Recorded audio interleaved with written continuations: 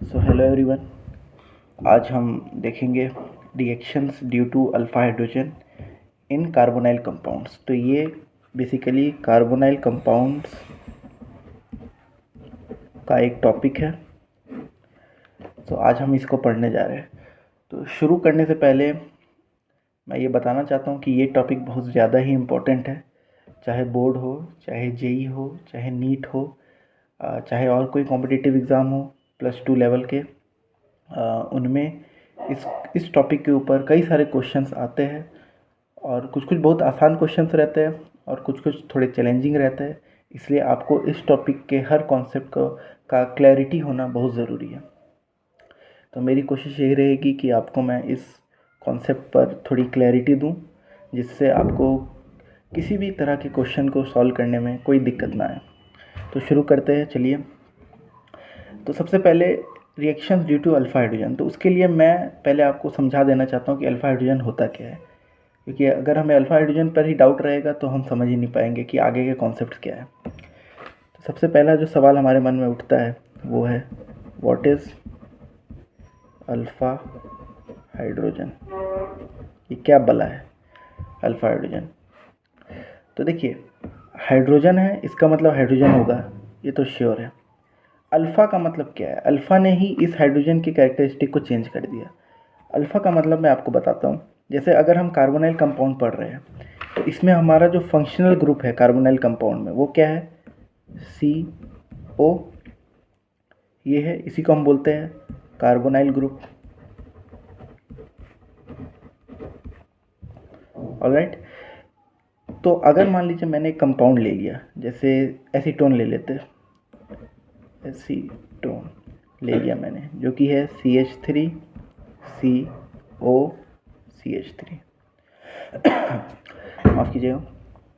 तो एसीटोन मैंने ले लिया CH3CO CH3। ठीक है। अब यहाँ पर हमें देखना है क्या कार्बोनाइल ग्रुप प्रेजेंट है? हाँ है, C डबल बॉन्ड हो, ये रहा कार्बोनाइल ग्रुप। तो ये हमारा फंक्शनल ग्रुप हो जाएगा, जो इस कंपाउंड का जो कैरेक्टरिस्टिक है वो है ये functional group CO, C double bond O।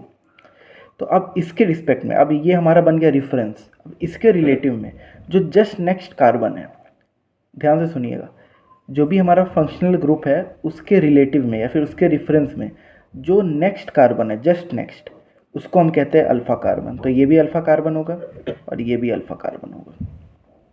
Alright. अब अल्फा कार्बन पता चल गया, तो अल्फा कार्बन के साथ जितने भी हाइड्रोजन जुड़े हैं उन्हें हम कहते हैं अल्फा हाइड्रोजन।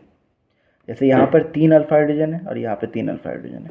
तो अगर मैं पूछूं कि total number of alpha hydrogen in acetone कितने हो जाएंगे? 3 + 3 6। ऑलराइट।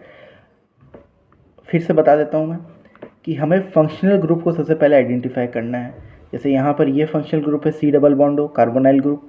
अब इसके रिस्पेक्ट में जो नेक्स्ट कार्बन है उसे हम कहेंगे अल्फा कार्बन, और जो अल्फा कार्बन से जितने भी हाइड्रोजन जुड़े हैं उन्हें हम कहेंगे अल्फा हाइड्रोजन। ठीक है। अब ये अल्फा हाइड्रोजन का कैरेक्टरिस्टिक क्या होता है? तो हम एक कैरेक्टरिस्टिक जान लेते हैं कि एसिडिटी ऑफ अल्फा हाइड्रोजन।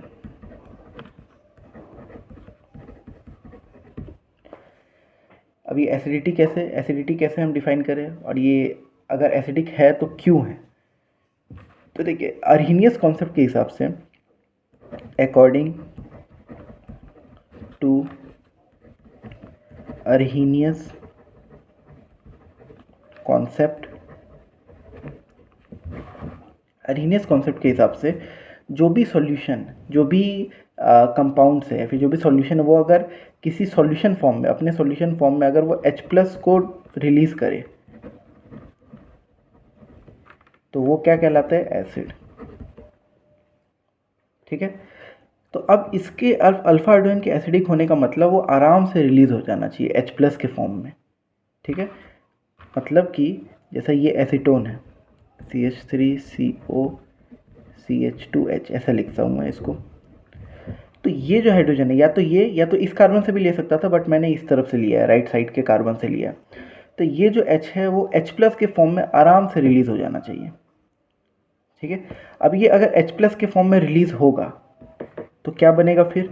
क्योंकि इसको पॉजिटिव चार्ज ले जाना है, मतलब इसके पास कोई इलेक्ट्रॉन नहीं होना चाहिए। तो ये यहाँ पर दोनों इलेक्ट्रॉन जो है इस कार्बन के ऊपर आ जाएंगे। तो उसके बाद क्या बनेगा देखिए, CH3 C double bond O CH2 minus, ये बन गया। माइनस क्यों, माइनस क्यों, माइनस इसीलिए क्योंकि यहाँ पे जो दोनों इलेक्ट्रॉन शेयर हो रहे थे वो अब पूरी तरह से कार्बन के ऊपर चले गए। अब देखिए, chemistry is all about study of stability. अगर हमारा कोई भी नया प्रोडक्ट बन रहा है, अगर वो स्टेबल है तो वो बनेगा, अगर स्टेबल नहीं है तो नहीं बनेगा, जाहिर सी बात है। तो अब हम देखते हैं कि ये जो पहले था एसीटोन, वो न्यूट्रल था, क्योंकि इसमें ना कोई चार्ज था और ना ही कोई डाइपोल बन रहा था यहाँ पर, तो ये पूरी तरह से न्यूट्रल था। कोई चार्ज का, मेनली कोई चार्ज का सेपरेशन नहीं था, डाइपोल नहीं बोलना चाहिए, कोई चार्ज का सेपरेशन नहीं था, तो ये न्यूट्रल था पूरी तरह से। अब यहाँ पर अगर आप देखेंगे तो ये जो है ग्रुप, ये जो एसीटोन है, ये चेंज हो गया है अब इसमें, जहाँ पे एक नेगेटिव चार्ज आ गया है। तो हमें देखना पड़ेगा क्या ये स्टेबल है, इससे तो कम स्टेबल होगा ये, क्योंकि चार्ज आ गया है ना। जो न्यूट्रल रहते हैं वो ज़्यादा स्टेबल होते हैं, लेकिन इसमें चार्ज आ गया है। बट क्या ये भी स्टेबल है कि नहीं है, क्योंकि चार्ज स्पीशीज़ वैसे ज़्यादा स्टेबल नहीं होते हैं, लेकिन उनमें कुछ इफ़ेक्ट्स के कारण वो स्टेबल हो जाते हैं। तो हमें देखना है क्या ये स्टेबल है। जी हाँ, बिल्कुल स्टेबल है। कैसे, क्योंकि ये जो नेगेटिव चार्ज है ये इसके साथ एक रेजोनेंस कर सकता है।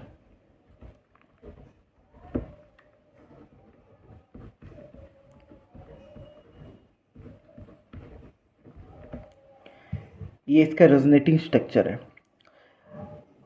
अब मैं यहाँ पर आपसे एक सवाल पूछता हूँ, जो कि आप कमेंट सेक्शन में जवाब दीजिएगा, कि इन दोनों रेजोनेटिंग स्ट्रक्चर से, इसको मान लेते हैं RS1 और ये है RS2, तो इन दोनों रेजोनेटिंग स्ट्रक्चर से में से कौन सा रेजोनेटिंग स्ट्रक्चर ज़्यादा स्टेबल है, मतलब किस फॉर्म में ये रहेगा, अगर ये एग्जिस्ट करेगा तो किस फॉर्म में एग्जिस्ट करेगा। ये मुझे आप इसका जवाब दीजिए कमेंट सेक्शन में। ये स्टेबिलिटी ऑफ रेजोनेटिंग स्ट्रक्चर्स के अंदर आता है ये टॉपिक, तो वो भी मैं आपको पढ़ाऊँगा, लेकिन मैं चाहता हूँ कि आपको ये पता रहना चाहिए पहले से, और अगर नहीं पता है तो कोई दिक्कत नहीं, आपको हम इसके ऊपर भी एक वीडियो प्रोवाइड कर देंगे। तो ये आपके ये क्वेश्चन आपकी एक होमवर्क टाइप की है, तो इसे आप कमेंट सेक्शन में हमें बताइए। तो देखिए, तो ये अल्फ़ा हाइड्रोजन यहाँ से निकला, तो यहाँ पर ये स्ट्रक्चर बन गया, ये एक चार्ज स्पीशीज़ बन गया, ठीक है। इसको जो हम बोलते हैं, इसको बोलते हैं हम इनोलेट आयन, इसका नाम होता है इनोलेट आयन, ठीक है। अब इनोलेट आयन इसे क्यों बोलते हैं वो भी मैं बता देता हूँ।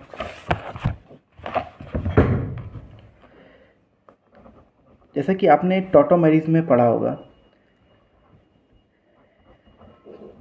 कीटोन्स में जिसमें अल्फा हाइड्रोजन हो उनमें टॉटोमेरिज्म होता है, जो कीटो फॉर्म जो है वो बन जाता है इनॉल फॉर्म, तो ये इनॉल है। अब अगर मैं इसमें से एक H को हटा दूं, इसमें से ये H को हटा दूं, किसी तरह से ये H प्लस बन के एस्केप कर गया, तो क्या बनेगा,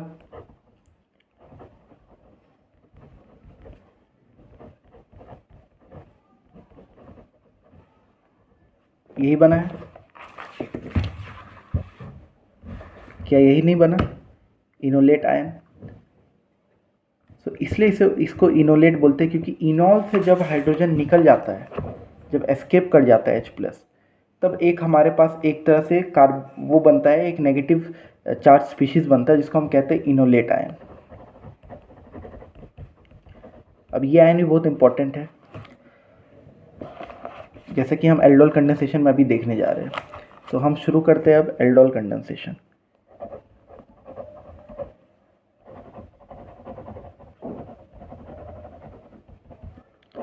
ये बहुत इंपॉर्टेंट रिएक्शन है, और सबसे पहले इसका नामकरण देखिए कैसे किया गया है, एल प्लस डॉल, या फिर इसको ऐसे लिखना चाहिए, सॉरी, एल प्लस ऑल।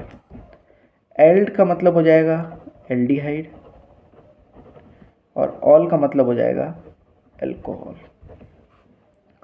तो ये है एल्डिहाइड, मतलब कोई ना कोई एक ऐसा स्पीशीज़ है जिसमें एल्डिहाइड भी प्रेजेंट है और अल्कोहल भी प्रेजेंट है, तो देखते हैं कि क्या ये स्पीशीज़ कैसे बनता है और इसके क्या क्या मैकेनिज़्म होते हैं इस रिएक्शन के।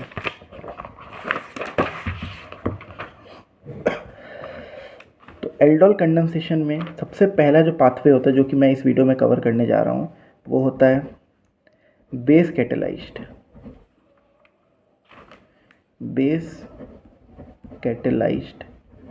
एल्डोल। अब जैसा कि नाम से पता है कि यहाँ पे एक बेस का यूज़ किया जाएगा कैटलिस्ट के रूप में, तब हम कहेंगे उसे बेस कैटेलाइज्ड एल्डोल। तो इसको जानने से पहले हमें ये जानना पड़ेगा कि एल्डोल कंडेंसेशन कौन से कंपाउंड्स देते हैं। ठीक है, तो उसमें जो सबसे पहला जो नेसेसिटी है वो है कि कार्बोनाइल कंपाउंड होने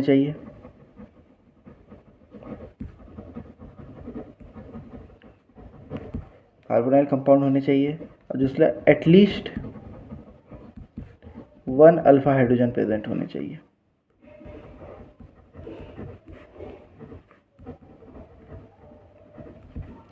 एटलीस्ट 1, अगर बहुत सारे हैं तब तो बहुत अच्छी बात है, लेकिन अगर एक भी अल्फा हाइड्रोजन प्रेजेंट है तो ये एल्डोल कंडेंसेशन दे सकता है। तो इसको देखते हैं बेस कैटेलाइज्ड एल्डोल को। तो इसमें क्या होता है, हमें लेना पड़ता है एक एल्डिहाइड या कीटोन, जिसको भी आप ले सकते हैं, कार्बोनाइल कंपाउंड होने चाहिए और साथ ही साथ उसमें एटलीस्ट 1 अल्फा हाइड्रोजन होने चाहिए। जैसे मैं एग्जांपल ले लेता हूँ इथेनॉल का। इथेनॉल को ले लेते हैं सबसे पहले।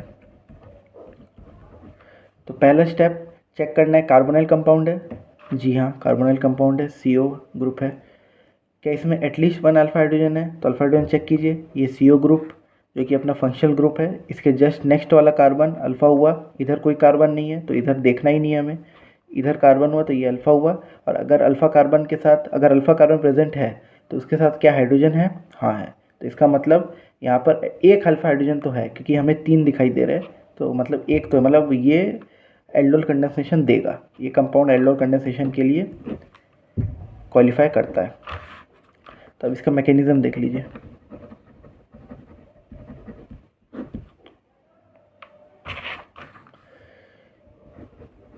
इसको मैं इस तरीके से लिखता हूँ।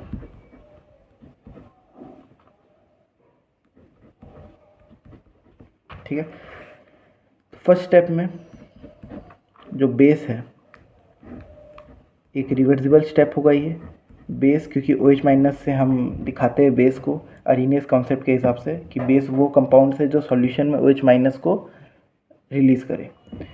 तो OH माइनस सबसे पहले देखिएगा क्या इसके पास अल्फा हाइड्रोजन है, तो उसे मिल जाएगा अल्फा हाइड्रोजन, तो वो जाएगा क्योंकि एसिडिक है अल्फा हाइड्रोजन, और बेस को एसिडिक कोई ना कोई चाहिए न्यूट्रलाइज होने के लिए, तो उससे ये जाके इस पर अटैक करेगा। अब क्योंकि इसने अटैक किया, इस हाइड्रोजन को ले गया ये, तो ये दोनों जो इलेक्ट्रॉन है ये पूरे शिफ्ट हो जाएंगे इसके ऊपर। तो हमारा जो कंपाउंड बनेगा वो बनेगा CH2 minus C double bond O और H। सेम वही होगा, रेजोनेंस से ये इनोलेट आयन बना लेगा।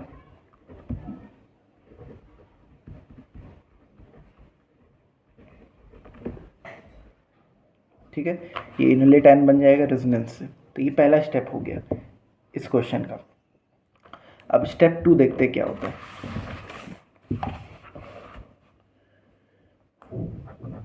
स्टेप 2, अब स्टेप 2 में जो ये इनोलेट आयन बना,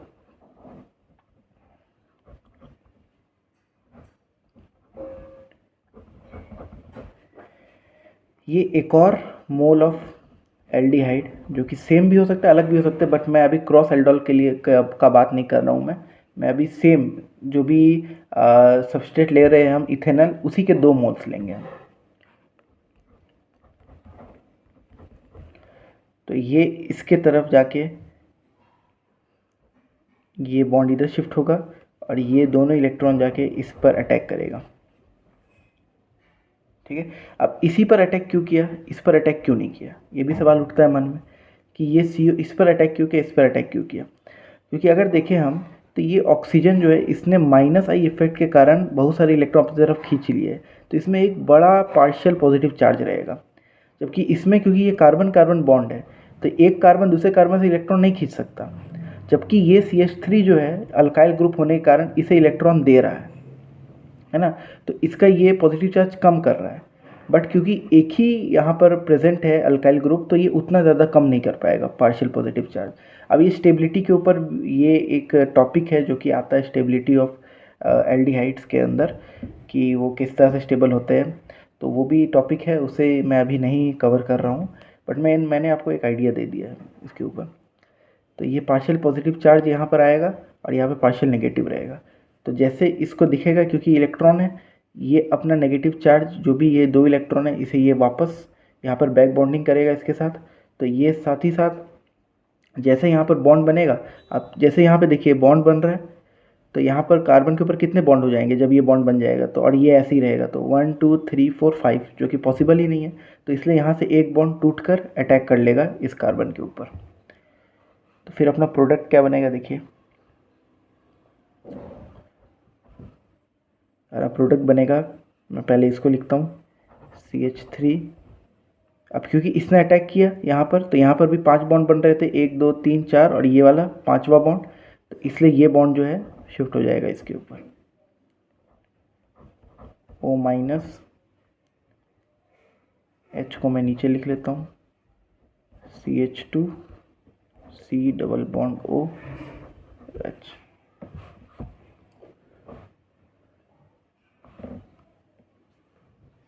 तो ये हमारा बन गया एक नया कंपाउंड, जो कि ये है। अब ये जो कंपाउंड है, ये कंपाउंड जो है, ये होता है, ये स्टेप जो है, सॉरी, ये कहलाता है RDS। ये क्या कहलाता है? RDS, मतलब रेट डिटरमाइनिंग स्टेप।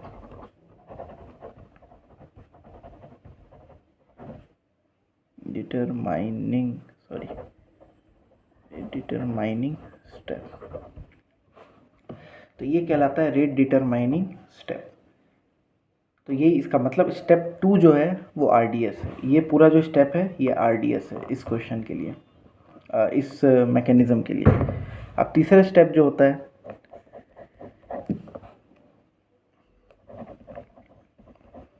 वो होता है ये जो बन गया ion,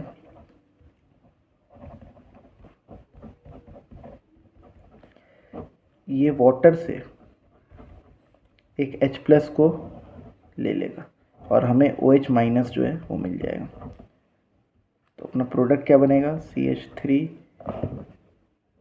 COH H CH2 COH। तो ये हमारा प्रोडक्ट बन गया फाइनल। अब देखिए क्यों ये वाला स्टेप क्यों हुआ, क्योंकि मैंने क्या कहा था कि ये है अपना बेस कैटेलाइज्ड एल्डोल। तो हमने अगर बेस को यूज़ किया है तो हमें बाद में आखिरी में भी बेस को जनरेट करना पड़ेगा, रीजनरेट करना पड़ेगा, क्योंकि ये कैटलिस्ट है। ये रिएक्शन में कंज्यूम नहीं होगा, खाली ये रिएक्शन को एक तरह से एक्सेलरेट करेगा, उसका एक्टिवेशन एनर्जी को कम करेगा, एक नया पाथवे दिखाएगा। तो ये OH- हमने यूज़ किया यहाँ पर, देखिए वाटर बन के निकला था ये। अब इस स्टेप में जो लास्ट स्टेप है उसमें OH- फिर से फॉर्म हो गया वाटर से, तो ये कैटलिस्ट रहा क्योंकि ये फिर से रीजनरेट हो गया। तो अपना जो फाइनल प्रोडक्ट बना वो ये है। अब देखिए जैसा कि मैंने कहा था एल्डोल है, मतलब एल्डिहाइड प्लस अल्कोहल। तो देखिए ये रहा एल्डिहाइडिक ग्रुप और ये रहा अल्कोहलिक ग्रुप, तो ये हमारा कहलाता है एल्डोल। अब यहाँ तक ये था एल्डोल रिएक्शन, ये था अपना थर्ड स्टेप तक एल्डोल रिएक्शन। अब हम देखते हैं कंडेंसेशन क्या होता है। ठीक है, ध्यान रखिएगा, कई बार क्वेश्चन में लिखा रहता है कि एल्डोल रिएक्शन के बारे में बताओ या उसका मैकेनिज्म बताओ, तो हम पूरा कंडेंसेशन तक बता देते हैं, बट एल्डोल रिएक्शन बस इतने तक है। अब आता है जो फोर्थ स्टेप है, वो रहता है कंडेंसेशन।